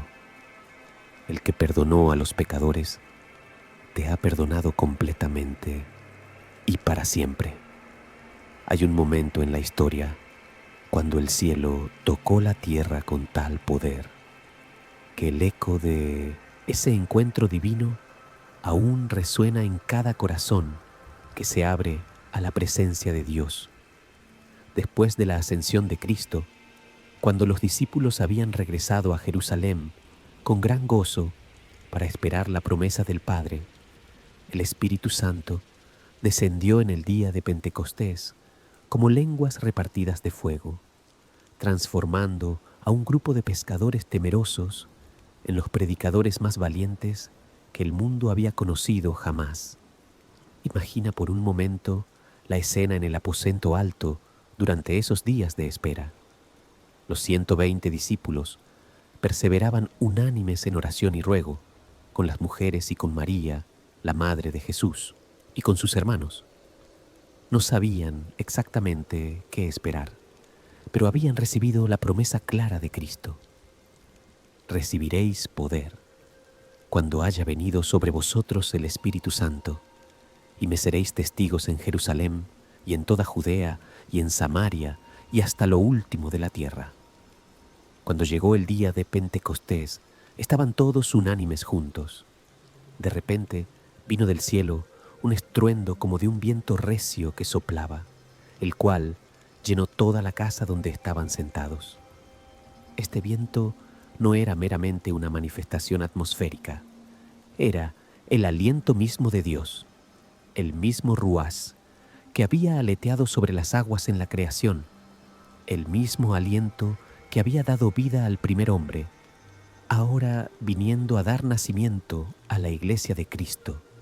Las lenguas como de fuego que se asentaron sobre cada uno de ellos no eran simplemente un fenómeno sobrenatural para impresionar. Eran el símbolo visible de la presencia purificadora y capacitadora del Espíritu Santo. El fuego había aparecido antes en la experiencia del pueblo de Dios. en la zarza ardiente ante Moisés, en la columna de fuego que guió a Israel por el desierto, en el fuego que consumió el sacrificio de Elías en el monte Carmelo, pero nunca había reposado permanentemente sobre individuos hasta este momento glorioso. Cuando comenzaron a hablar en otras lenguas, según el Espíritu les daba que hablasen, estaban experimentando la reversión milagrosa de la maldición de Babel. Donde una vez la humanidad había sido dividida por la confusión de lenguas debido a su orgullo, ahora el Espíritu Santo estaba uniendo a personas de todas las naciones mediante el mensaje común del Evangelio. Los judíos devotos de todas las naciones bajo el cielo que estaban morando en Jerusalén escucharon hablar de las maravillas de Dios en sus propias lenguas. Pedro, el mismo que había negado a su Señor 3 veces por temor a una criada, ahora se puso en pie con los 11 y alzó su voz para predicar el primer sermón de la era cristiana. El poder transformador del Espíritu Santo era evidente no solo en su valor, sino en la sabiduría y autoridad con que interpretó las Escrituras. Citando al profeta Joel, explicó que lo que estaban presenciando era el cumplimiento de la profecía antigua sobre el derramamiento del Espíritu en los últimos días. Pero el corazón del mensaje de Pedro no era el fenómeno pentecostal, sino la persona de Cristo. Varones israelitas, oíd estas palabras. Jesús Nazareno, varón aprobado por Dios entre vosotros, con las maravillas, prodigios y señales que Dios hizo entre vosotros por él, a este entregado por el determinado consejo y anticipado conocimiento de Dios, prendisteis y matasteis por manos de inicuos, crucificándole, al cual Dios levantó, sueltos los dolores de la muerte, por cuanto era imposible que fuese retenido por ella. La convicción que cayó sobre los oyentes cuando Pedro les dijo: sepa, pues, ciertísimamente toda la casa de Israel, que a este Jesús, a quien vosotros crucificasteis, Dios le ha hecho Señor y Cristo. No era el resultado de técnicas oratorias persuasivas, sino del poder del Espíritu Santo aplicando la palabra de Dios a los corazones. Se compungieron de corazón y preguntaron: varones hermanos, ¿qué haremos? La respuesta de Pedro: arrepentíos y bautícese cada uno de vosotros en el nombre de Jesucristo para perdón de los pecados, y recibiréis el don del Espíritu Santo. Estableció el patrón para la conversión cristiana que permanece válido hasta el día de hoy. El arrepentimiento, el bautismo en agua como confesión pública de fe y la recepción del Espíritu Santo siguen siendo los elementos esenciales del nuevo nacimiento. Los 3000 que recibieron su palabra aquel día y fueron bautizados no se convirtieron simplemente en miembros de una nueva religión. Se convirtieron en una nueva comunidad caracterizada por una devoción extraordinaria y perseveraban en la doctrina de los apóstoles, en la comunión unos con otros, en el partimiento del pan y en las oraciones. Esta descripción de la iglesia primitiva nos da el modelo perfecto de lo que debe caracterizar la vida de la iglesia en todas las épocas. La sanidad del cojo de nacimiento en la puerta del templo, llamada la Hermosa, no fue simplemente un milagro de compasión, aunque ciertamente lo fue. Fue una señal poderosa de que el nombre de Jesús tenía poder para transformar vidas completamente. El hombre que nunca había caminado no solo recibió fuerza en sus pies y tobillos, sino que entró con ellos en el templo, andando y saltando y alabando a Dios. Su gozo desbordante era el testimonio perfecto del poder transformador del Evangelio.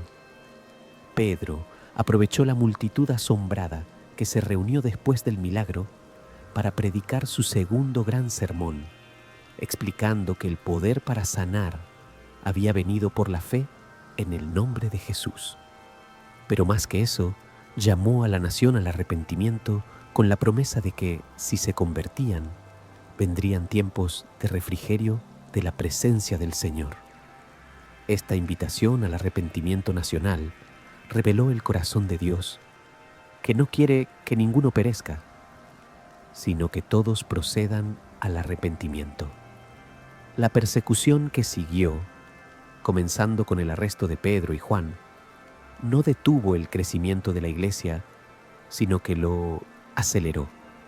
Cuando fueron amenazados por el concilio y se les prohibió hablar o enseñar en el nombre de Jesús, su respuesta fue clara: juzgad si es justo delante de Dios obedecer a vosotros antes que a Dios, porque no podemos dejar de decir lo que hemos visto y oído.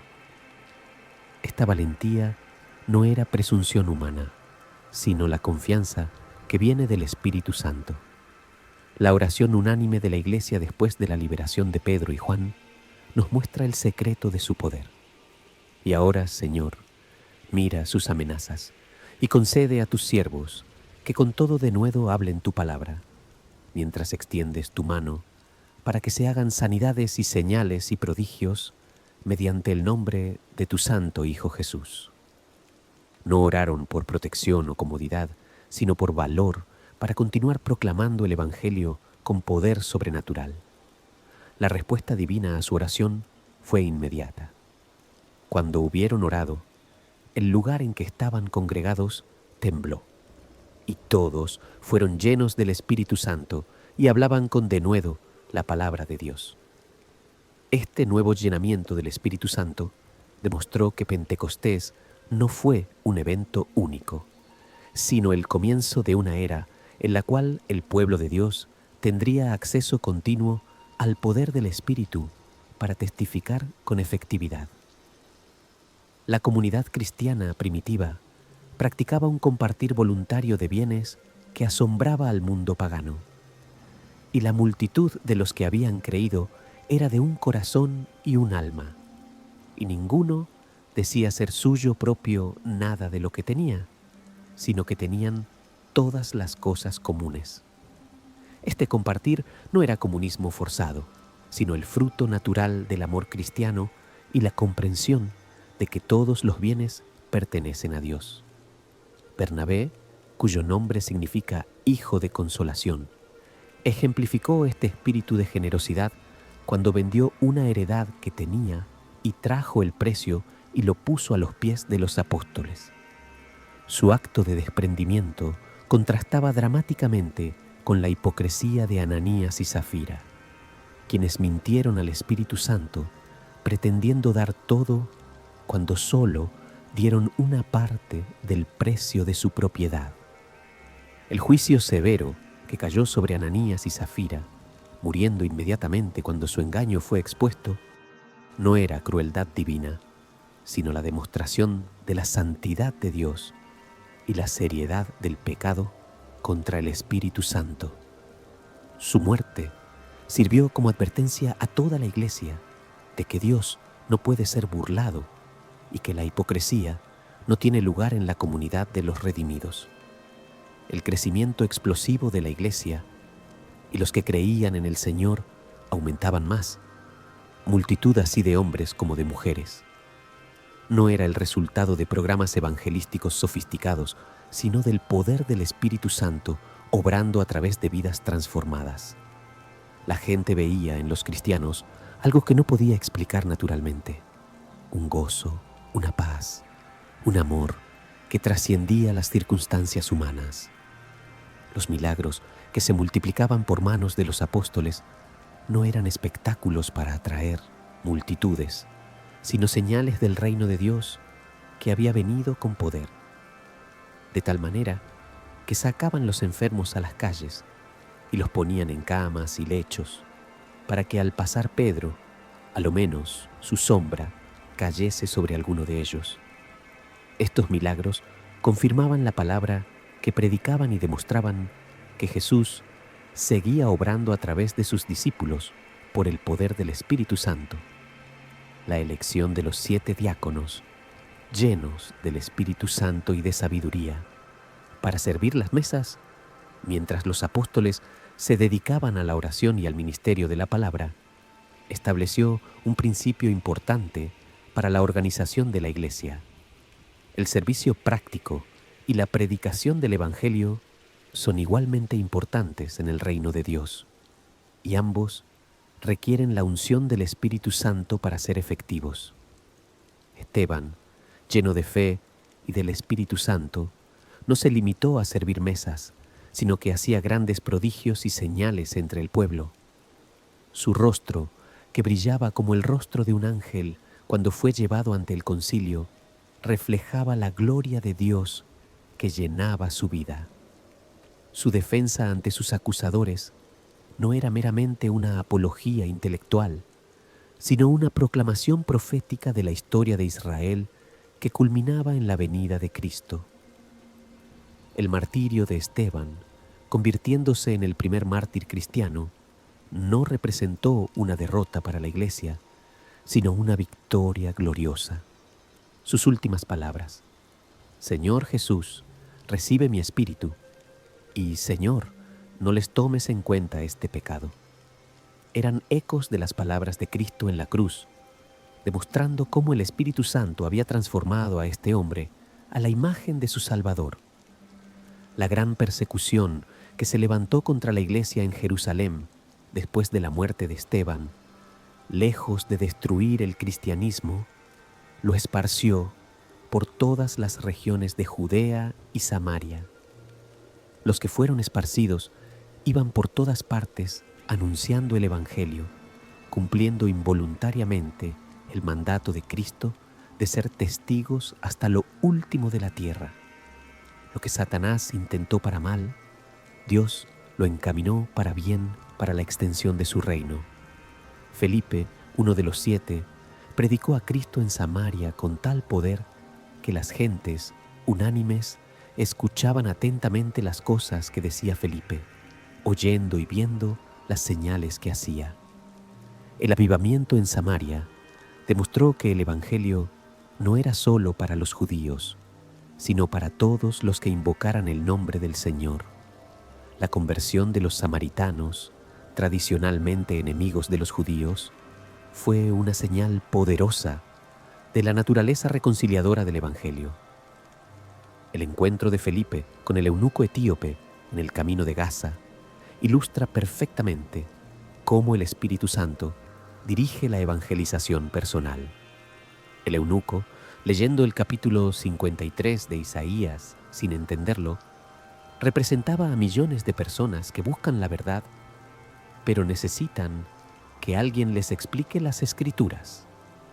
Cuando Felipe le predicó a Jesús, comenzando desde esa Escritura, el corazón del eunuco se abrió para recibir el Evangelio. El bautismo inmediato del eunuco etíope. Mira, agua. ¿Qué impide que yo sea bautizado? Demuestra la urgencia que debe caracterizar la respuesta al Evangelio. No hay necesidad de largos periodos de preparación o estudios teológicos complejos. Cuando el corazón cree genuinamente, el bautismo debe seguir como la confesión natural de esa fe. La conversión de Saulo de Tarso en el camino a Damasco fue quizás el milagro de gracia más extraordinario registrado en el Nuevo Testamento.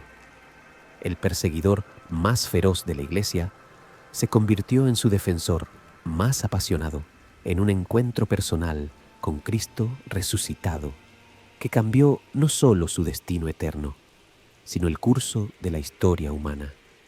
Su pregunta, Señor, ¿qué quieres que yo haga?, se convirtió en el lema de su vida transformada. La sanidad de Eneas, paralítico durante 8 años, por la palabra de Pedro. Eneas, Jesucristo te sana, levántate y haz tu cama. No solo trajo sanidad física a un hombre, sino avivamiento espiritual a toda la región. Y le vieron todos los que habitaban en Lida y en Sarón, los cuales se convirtieron al Señor. Un milagro auténtico siempre resulta en la glorificación de Cristo y la conversión de almas. La resurrección de Tabita, Dorcas, en Jope, demostró que el poder que había resucitado a Cristo de los muertos continuaba obrando a través de sus apóstoles. Esta mujer, llena de buenas obras y de limosnas que hacía, representaba el fruto natural de una vida transformada por el Evangelio. Su resurrección no solo la trajo de vuelta a la vida, sino que resultó en que muchos creyeron en el Señor. La visión de Pedro en Jope, donde vio el gran lienzo lleno de animales impuros, y escuchó la voz divina diciendo: «Lo que Dios limpió, no lo llames tú común», preparó su corazón para el momento revolucionario cuando el Evangelio sería predicado oficialmente a los gentiles. Esta visión no era principalmente sobre comida, sino sobre personas. Dios estaba enseñando que no hay distinción entre judío y gentil en el plan de salvación. La conversión de Cornelio y su casa marcó un punto de inflexión en la historia de la iglesia primitiva.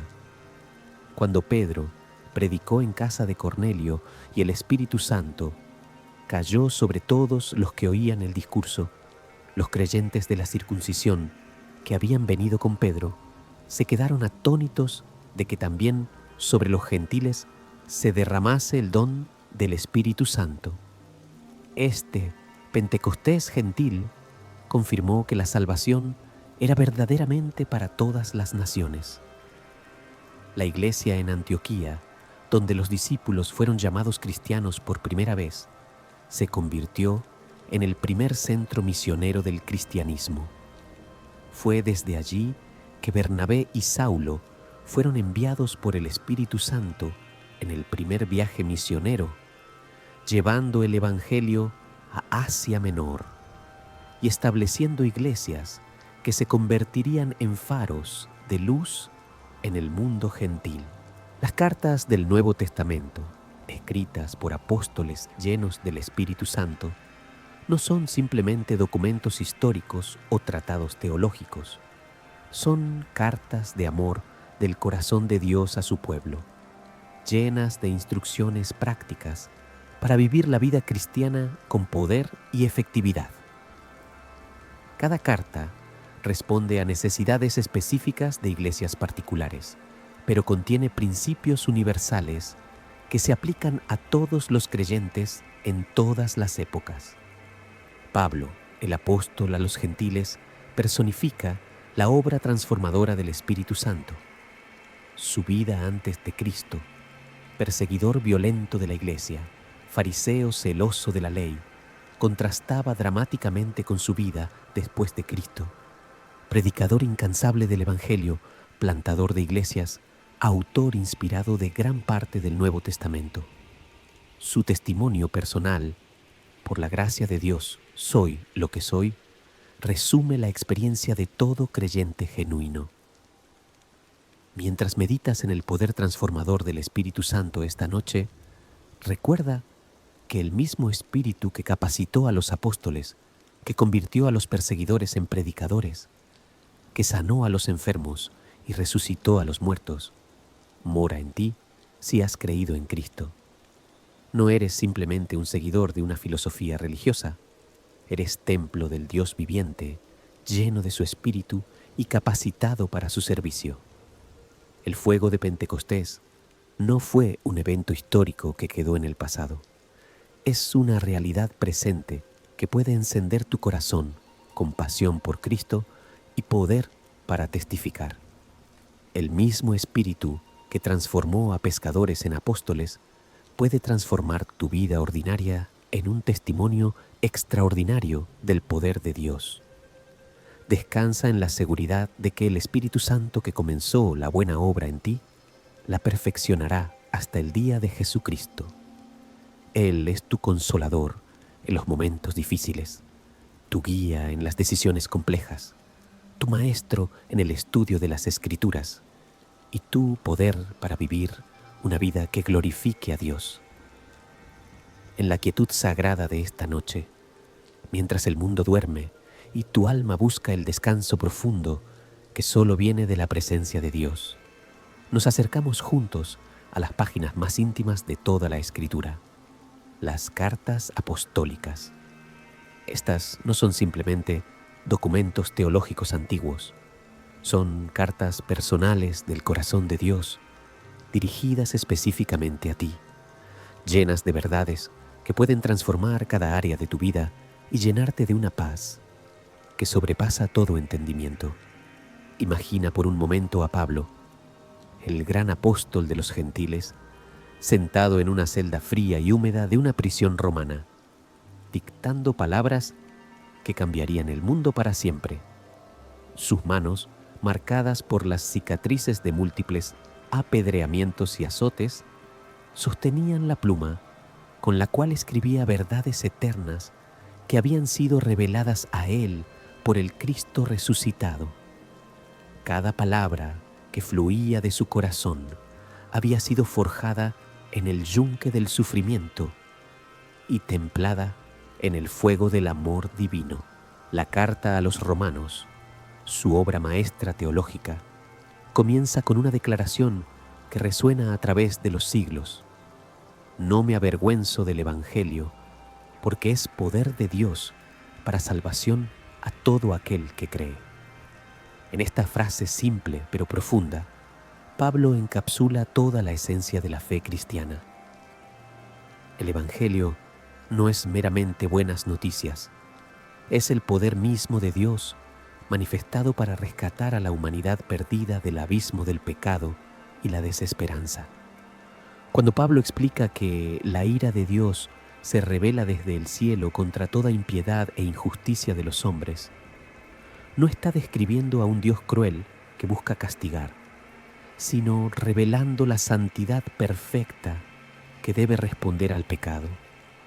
Pero inmediatamente después de esta declaración sobria, viene la revelación más gloriosa.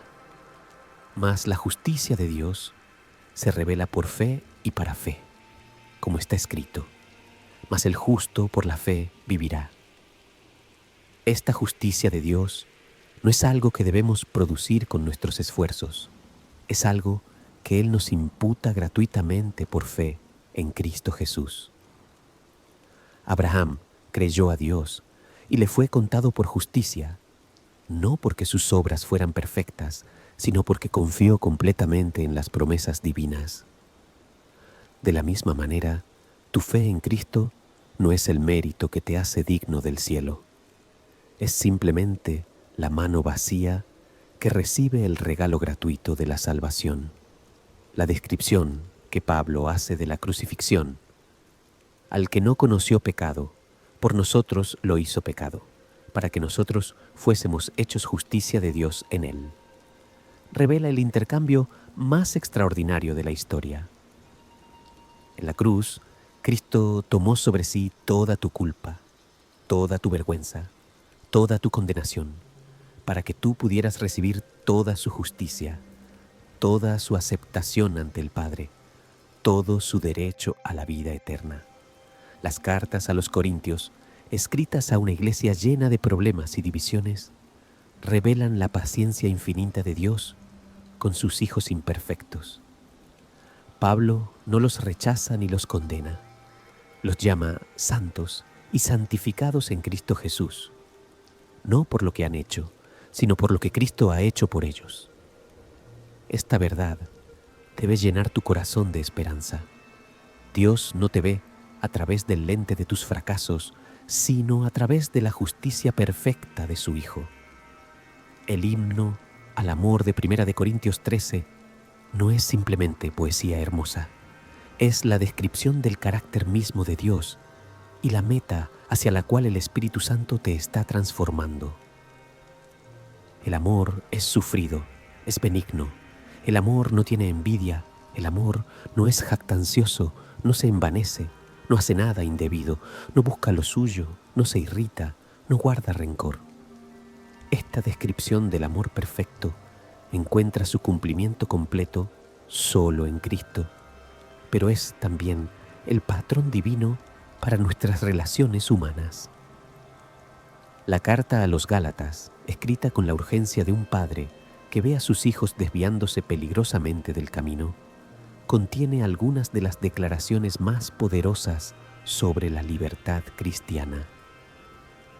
Estad, pues, firmes en la libertad con que Cristo nos hizo libres, y no estéis, otra vez, sujetos al yugo de esclavitud. Esta libertad no es licencia para pecar, sino libertad del poder condenatorio de la ley para poder vivir por el poder del Espíritu Santo.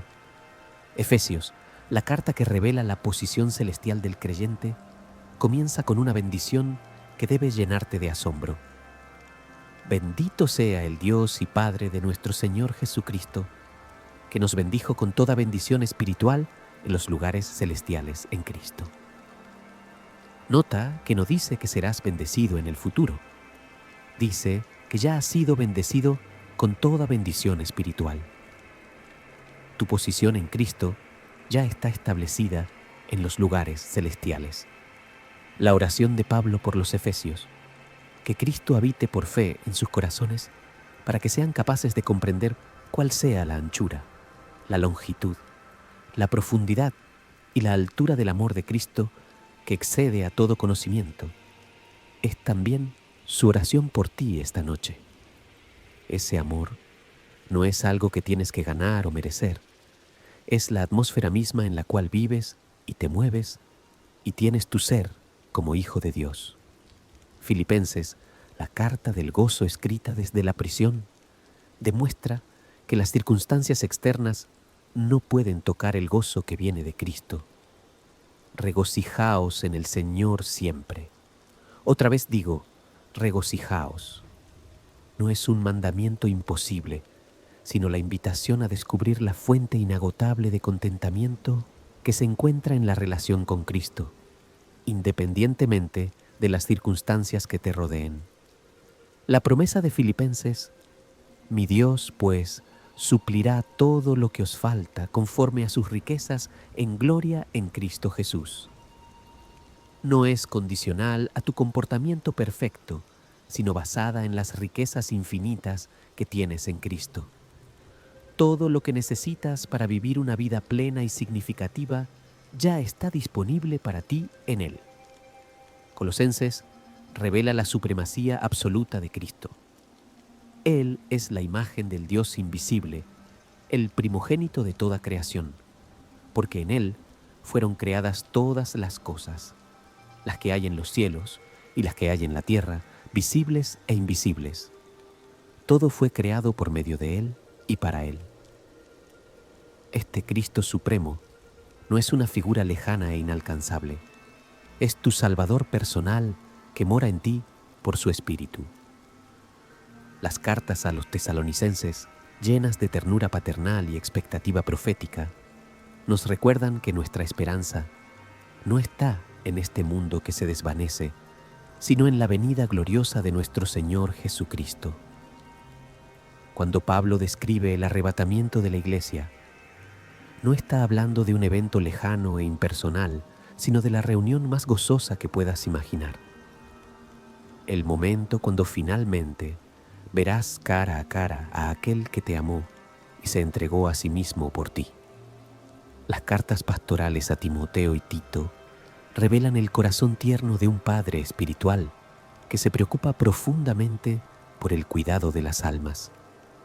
Cuando Pablo escribe: pelea la buena batalla de la fe, echa mano de la vida eterna, no está describiendo una guerra violenta, sino la perseverancia amorosa que caracteriza la vida cristiana.